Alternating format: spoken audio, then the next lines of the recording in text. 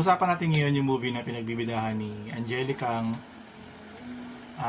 Sid Lucero, Paolo Gumabaw, Dexter Dorera, at marami pang iba. Ang title nito, Silip sa Apoy. Pero bago yan, roll intro. Yun! Eto na!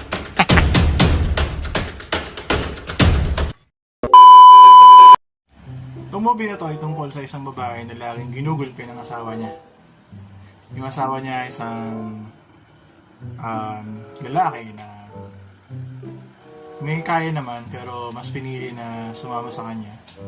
Since si Angelica ay isang prostitute dati. So, dun lang umikot yung storya. Tungkol sa lagi siyang ginugulpi ni Sid Lucero.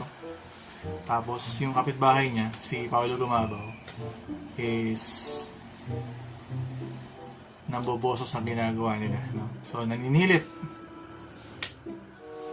Sinisilipan niya si Angelica sa si Sid Lucero tuwing may ginagawa silang kababalaghan. So, yung sex sila, tuwing nagkaagulpihan sila, so sinisilip niya. Tapos, nagpapantasyahan niya si Angelica. No? So, dumating yung time na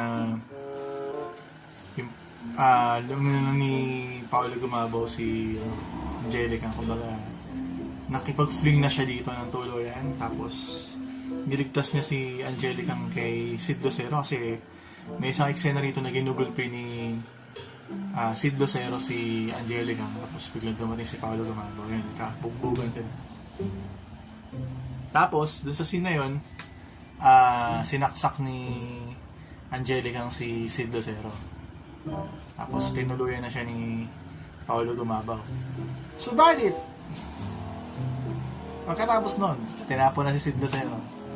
So, natuloy na yung natuloy na yung relasyon nila ni Angelica. Sabi ni Paolo Gumabaw, wag muna silang lalabas na magkasama o ano. Basta doon sila lagi sa kabilang bahay tuwing magsasex sila.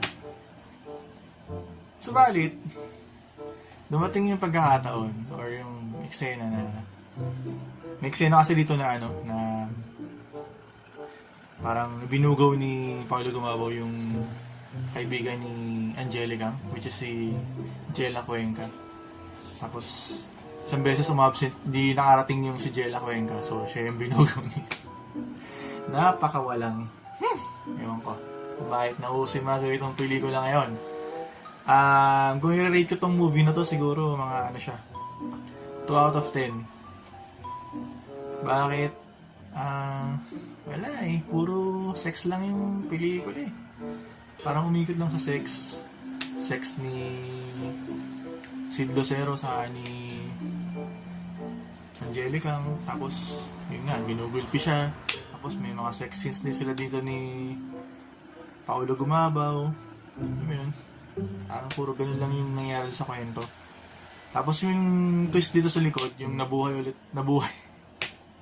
Yung nagulat si Angelica kasi lumabas si Sid Lucero ulit.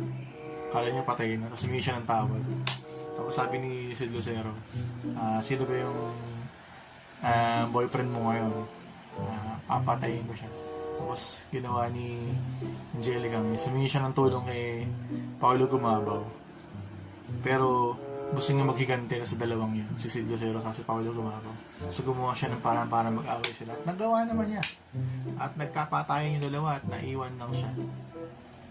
Yun ang ending ng kwento ng movie. So, yun. Kung gusto niyo siyang panoorin, available siya sa Viva Max. Ang title ay Silip sa Apoy. So, for 149 pesos, makaka-avail ka ng subscription sa Viva Max ng 1 month. So, yun. Maraming movie doon. Nandun lahat yung movie. Nire-review ko rin sa channel ko, kaya subscribe na kayo. So, that's it for this movie review. Tandaan ninyo na yun, mag-subscribe kayo sa Viva Max para makaparod kayo ng mga ganitong klaseng pelikula. Alright, ako nga pala ulit si Boss Bryce Saligay. Salamat sa mga nagsasubscribe dito sa channel na to. Salamat sa mga dumadalaw, nanonood, nagla-like, nagko-comment.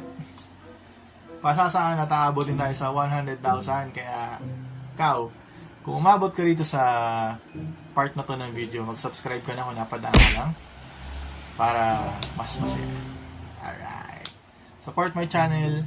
Support Filipino vlogger, sabi nga ni Pao Sipagan.